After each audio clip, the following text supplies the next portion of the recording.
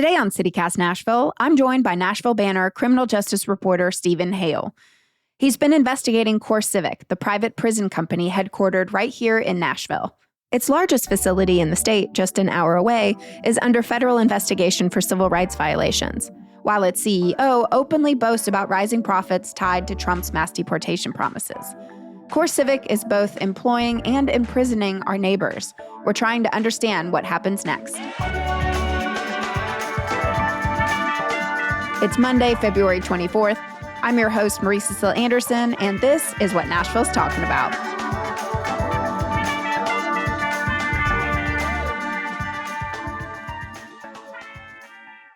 Let's start with the basics. What is CoreCivic? CoreCivic is the largest private prison company in the country, and is a company that was started in Tennessee, in Nashville, decades back, at least with the premise being that the prison system is in crisis. We have overcrowding, and we'll kind of outsource some of the management of prisons. So they are a for-profit corporation that's on the stock market and the whole deal, and they operate prisons. All right. The face you're making is the one that I get when I talk to a lot of people about this. I mean, it is a strange series of words for a lot of people, for-profit prisons, but that is what they are. They are a for-profit, publicly traded company that owns and operates prisons, federal and state prisons across the country, immigration detention centers. They have kind of various different types of facilities that they operate. But yes, I'm wrapping my brain around this. So how does a for-profit prison work? Folks who are in these prisons they're in the custody of the state, just like anyone in any prison. But the prison is the state pays CoreCivic to run these prisons. They also do the same thing with the federal government. So there are a lot of federal facilities that are operated by CoreCivic or one of the other companies like them. According to your Banner colleague, Sarah Grace Taylor, CoreCivic reported $1.9 billion in revenue with a net profit of more than $188 million in 2023. And according to the Tennessean, CoreCivic's CEO recently said, as the new administration modifies immigration policy and enacts new legislation, we expect the demand for our services to grow. Why do you think he believes that? Because of immigration enforcement. And so CoreCivic has contracts with ICE, Immigration and Customs Enforcement, to detain people who are arrested, for lack of a better word, by ICE and kind of in deportation proceedings. And because the Trump administration has said that they want to carry out mass deportations, the private prison industry has seen this as kind of a boon for them. We'll see what actually plays out over the next 4 years in terms of like the numbers of detainees, deportation proceedings, all that, because it's not as if people weren't being deported under the last administration. I mean, the private prison industry was not doing poorly before. But yeah, they certainly see the Trump administration as a big net positive for their business, because there is at least the expectation that there's going to be a lot more detention space needed, prison space needed to hold people who are being arrested by immigration authorities. Yeah, so since Trump's reelection, CoreCivic stock has gone up 31.6%. Is that because of immigration? Yeah, I mean, I think the assumption is that there will be more need for, if you'll forgive these business terms, the way they would put it, more needs for their services, I think is how they like to say it. But yeah, the expectation is that the federal government's going to be detaining a lot more people, and they will need space to put them, and that they will pay CoreCivic to do it. The other thing is that under Joe Biden, there was an order to kind of slowly phase out the use of private prison contracts. Now, that wasn't happening entirely. I mean, the federal government was still contracting with these companies in some places, but they were, the administration's position was that we want to be moving away from these, generally speaking, and Donald Trump rescinded that. So all the signals from the Trump administration have been positive if you're a prison company. Well, as of right now, I think 30% of CoreCivic revenue currently comes from ICE contracts. In your opinion, what's the worst case scenario here? You'll have to be more specific because keep in mind, I've also been tracking this asteroid that might hit Earth at some point in the next 40 years. So I hear it's 3%. We're up now. above 3%. Yes. So two things. One, I think that a kind of scenario that I think is concerning as a citizen, as a journalist, as kind of however you look at it, is that the prison system is already not exactly the most transparent part of our government. Anyone who tries to interact with the prison system will run into that pretty quickly. But certainly if you try to report on prisons, get information about prisons, even people who have family members inside prisons will tell you this frustration that they have a hard time knowing what's going on. That's only more so with a private company. If I want to get information about Riverbend Maximum Security out here in Nashville, they're not super eager to tell me a lot about what's going on in the prisons, but it is a government-run facility. There are open records laws. I can make requests. Like there's at least some stuff I can get into. CoreCivic runs a facility, Trousdale Turner, out in Hartsville, which of course has been under a lot of scrutiny recently that we can talk about. If I have questions about them, and I go to the Tennessee Department of Correction, TDOC will say, well, you got to ask CoreCivic about that. And if I go to CoreCivic, they don't have to answer my questions. They're a private company. They don't even have to pretend to want to answer my questions. So there's a lot less transparency. And I think if you start applying that to, same thing with these immigration, it's hard to, I'm trying to avoid euphemisms. It's hard not to, these facilities, these immigration detention prisons, facilities, whatever they end up being, you can imagine there being even less transparency about what's going on there, how they're being run, all those kinds of things. And we're also already seeing people being swept up by immigration enforcement and in some cases now taken to Guantanamo. I mean, so this is like maybe a smaller version of that where these places can become kind of black holes. And I think that's concerning. Damon Henninger, the CEO of CoreCivic, has made noises suggesting that he may be interested in running for governor. That's a very interesting possibility. CoreCivic has been very influential politically for a long time in Tennessee, just in terms of being a big government contractor and giving a lot of money to political campaigns. It's both the typical corporate bigwig stuff, but also the state relies on them. I mean, the state, this is a thing to really drive home too, is that the state really does need CoreCivic. The state's in a situation where they need this company to help them operate all the prisons that we have in this state. And so it's certainly possible that you'll see the company and sort of the people higher up in it be only more influential and sort of powerful in a Trump administration. If it's good for their company, it's good for their influence, right? Yeah, CoreCivic was a top donor to Bill Lee's 2022 re-election campaign. Just want to mention that. Yes.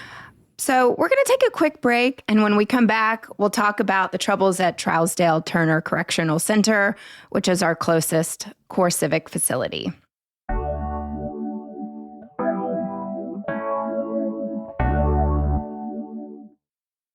I am back with Stephen Hale, a staff reporter who covers criminal justice and public safety for the Nashville Banner. CoreCivic is currently under investigation by the U.S. Department of Justice for civil rights violations at its Trousdale Turner Correctional Center, which is the largest private prison in Tennessee, as we've discussed. Trousdale houses male inmates in medium security and has a maximum capacity of 2,672. So, Stephen, you've been reporting on this story for months. What do we know about the conditions there? So Trousdale, as you say, it's the biggest it's the biggest prison in general in Tennessee. I mean, this is the largest prison in the state.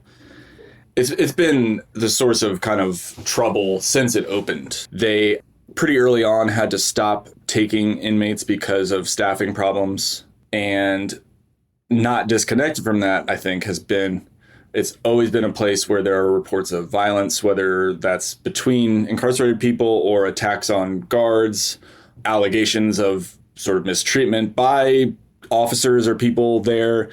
More recently, and we reported this in the Banner, there's a lawsuit that really got into a lot of this, but this is stuff you'll hear anecdotally talking to people who have loved ones in Trousdale, that there is a large drug problem there. And I should say that's not exclusive to Trousdale. This is something that prisons across the state have trouble with keeping drugs out of the facilities, but it has certainly been a problem in Trousdale.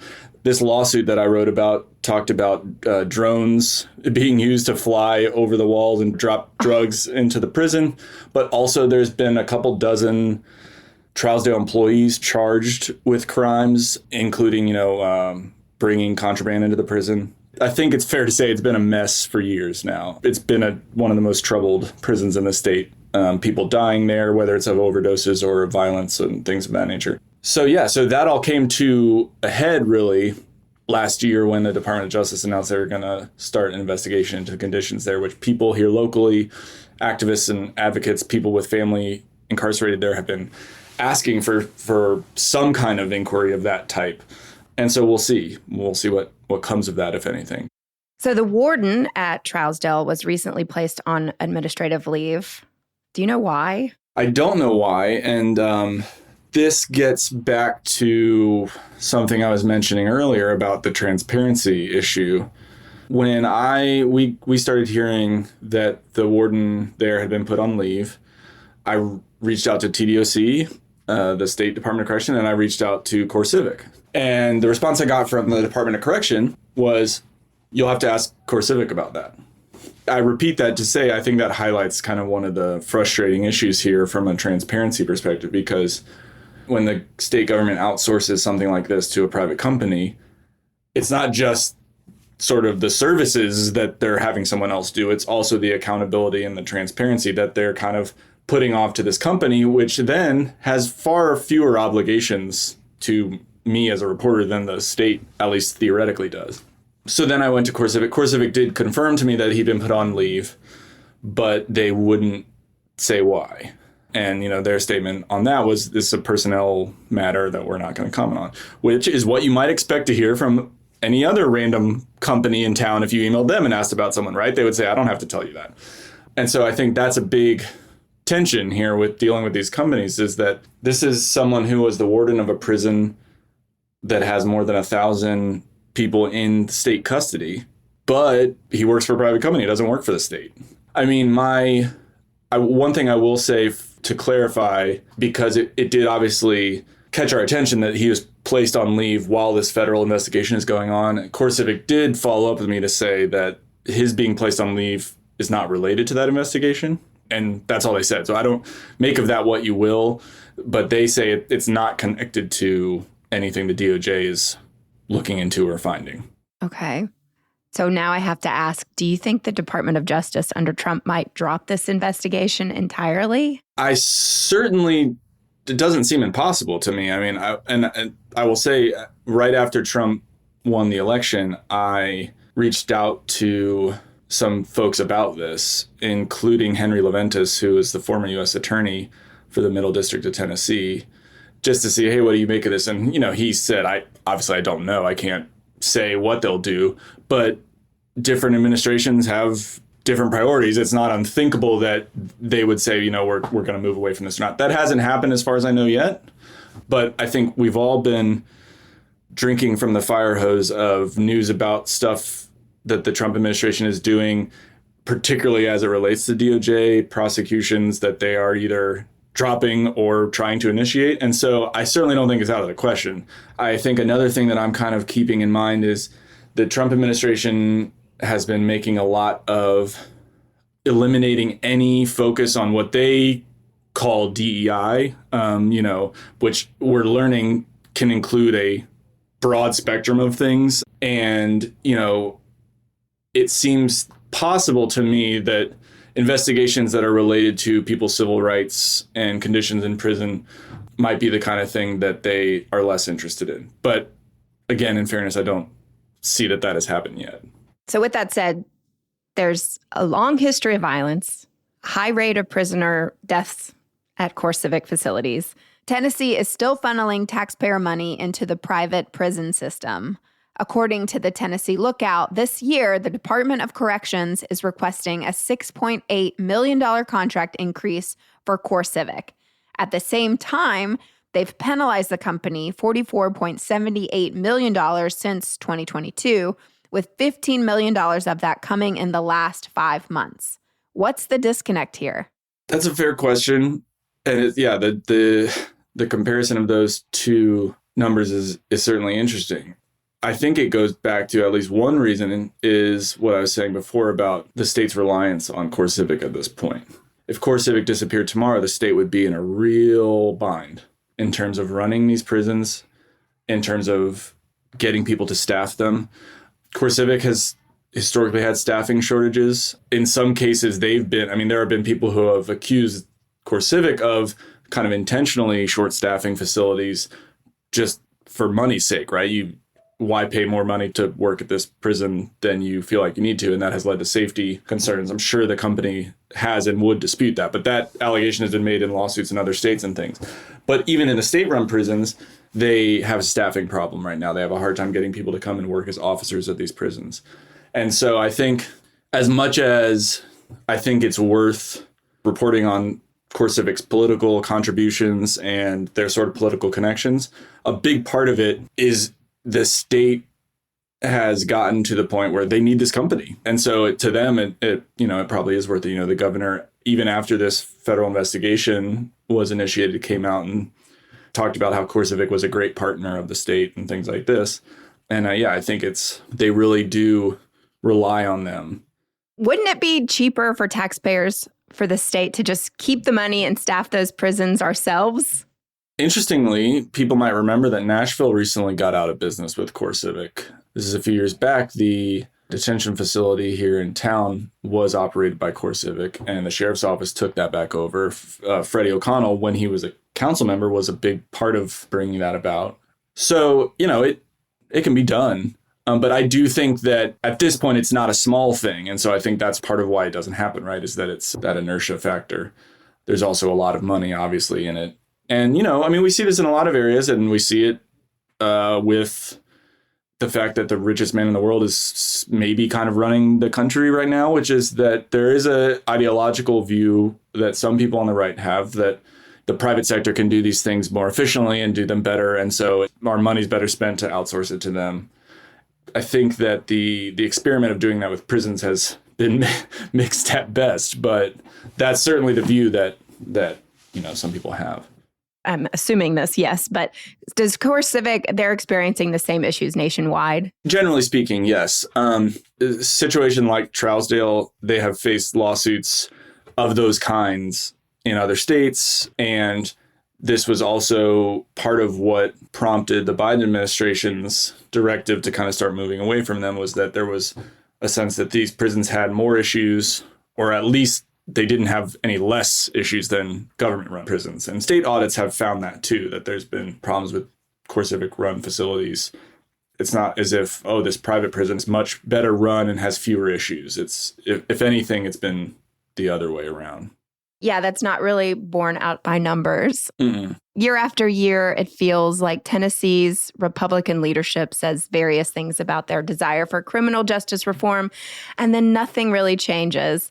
Do you think there's any possibility that the horrific conditions at Trousdale could finally lead to change? Oh, that's a good question. I think that it's not a small thing that this investigation was started. I don't want to overstate it, because the government deciding to look into something is not always it's not everything, but it's not a small thing for the DOJ to say, we're going to do an investigation into this prison. And that is the result of years of people with family members there, kind of reporting what there is going on and telling their stories and stuff. So that, I say all that to say, it's not impossible to imagine that kind of stuff can bring about a change in how things are done. But more broadly speaking, I do think that just the fact of the matter is that CoreCivic is very entrenched in the state and in the country. It's hard for me to see in the short term Tennessee or the country moving away from CoreCivic sort of more generally. But you never know. We'll see. My inbox, every time I write about Trousdale or CoreCivic, I get multiple emails from people with family there. They don't always lead to stories for various reasons. A lot of times people are afraid to talk about it because they fear for the safety of their loved one. But enough people are incarcerated in this state that it touches a lot of people, whether that's state facilities or CoreCivic facilities. And so it's not a small number of people who are affected by this. I mean, and you're seeing some of the families of people who have died there, go to the state legislature and pushing for things like that. So yeah, I was going to ask, is there a call to action for Nashvillians? Keep telling me what you hear. I'm all ears. I mean, we want to report on what's going on in these facilities, and we can't do it without people telling us, because we can't get in there. And like I was saying before about the transparency, it's very hard to know what's going on inside if other than from people who are in there or their family members speaking out and saying this is what is happening. A lot of it is people who say, my husband, my brother is in there, my son is in there, and this is what's going on. And, a lot of times doing that at great risk to themselves or their loved ones. Certainly, I hope people will keep telling those stories so that we can report on them. Why is this issue so important to you? You've been reporting on it for so long. Yeah, I mean, part of it is I wanted to report on prisons and people who are incarcerated. It's one of the most drastic thing our government does, right, is take someone's liberty away and have them in their custody. And so I think it's important to report on. And then, the face you made, which our listeners can't see, but the face you made when we were first talking about what a private prison is the same reaction I had. I mean, when I first started learning about the private prison industry, it's the kind of thing that is surprising that it's a for-profit industry to me. And I think it raises a lot of very big questions. And so those have always been interesting to me to get into. And the issues have not stopped coming. So there's always been stuff to report on. It's never been, there's never been a lack of material, if you will. Well, we appreciate you and thank you so much. This does not seem like an easy job for you to do. So I appreciate it. I know everybody else feels the same way. If anything develops, you know where to come. Of course. We'd love to hear. Thank you very much. Thanks, Stephen.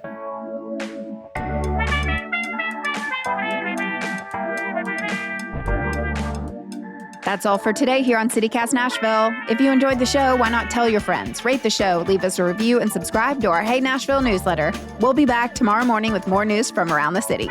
Toodles!